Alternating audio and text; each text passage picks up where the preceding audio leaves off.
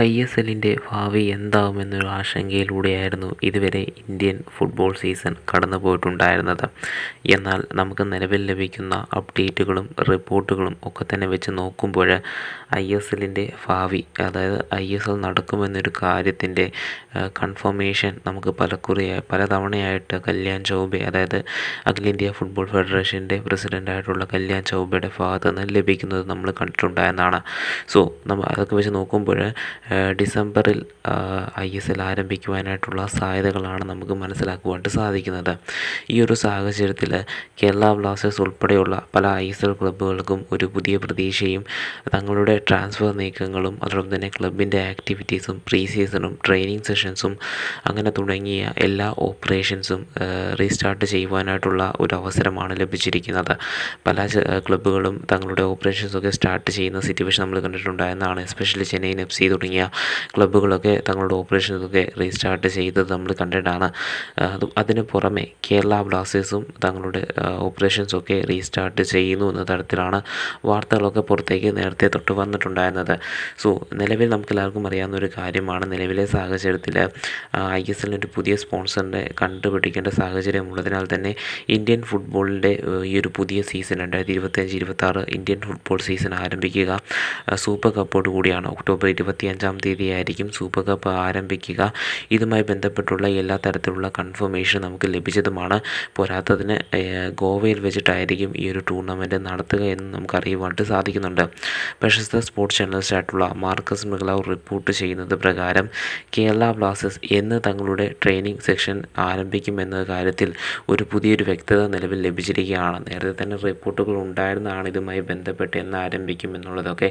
പക്ഷേ അദ്ദേഹത്തിൻ്റെ റിപ്പോർട്ട് നോക്കുമ്പോൾ നമുക്ക് മനസ്സിലാക്കുവാനായിട്ട് സാധിക്കുന്നത് ഒക്ടോബറിൻ്റെ ആദ്യ ആഴ്ചയോ രണ്ടാമത്തെ ആഴ്ചയോ കേരള ബ്ലാസ്റ്റേഴ്സ് തങ്ങളുടെ ട്രെയിനിങ് സെക്ഷൻസ് പുനരാരംഭിക്കും. അതായത് നമുക്കെല്ലാവർക്കും അറിയാവുന്ന ഒരു കാര്യമാണ്, സൂപ്പർ കപ്പാണ് വരുവാനായിട്ട് പോകുന്നത്. സോ സൂപ്പർ കപ്പിന് വേണ്ടി ബ്ലാസ്റ്റേഴ്സ് പങ്കെടുക്കുമെന്നൊരു കാര്യവും പുറത്തേക്ക് വന്നിട്ടുണ്ടായിരുന്നതാണ്. സോ അതുമായി ബന്ധപ്പെട്ടുള്ള ട്രെയിനിങ് സെഷൻസ് ആയിരിക്കും ബ്ലാസ്റ്റേഴ്സ് ആരംഭിക്കുക.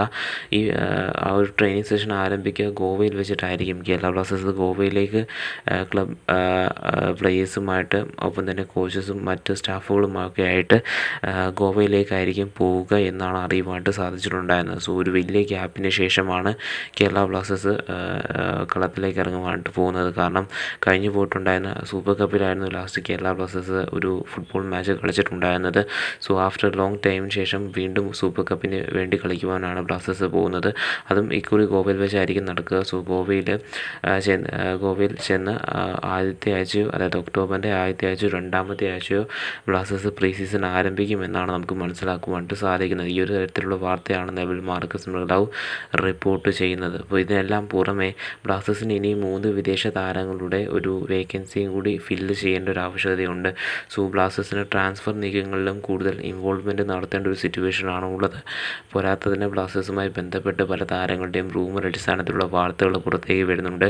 എസ്പെഷ്യലി കഴിഞ്ഞു പോയിട്ടാണ് ദിവസം പുറത്തേക്ക് വന്നിട്ടുണ്ടായിരുന്ന മറ്റൊരു വാർത്തയായിരുന്നു മാദി തലാലുമായി ബന്ധപ്പെട്ടുള്ളത്.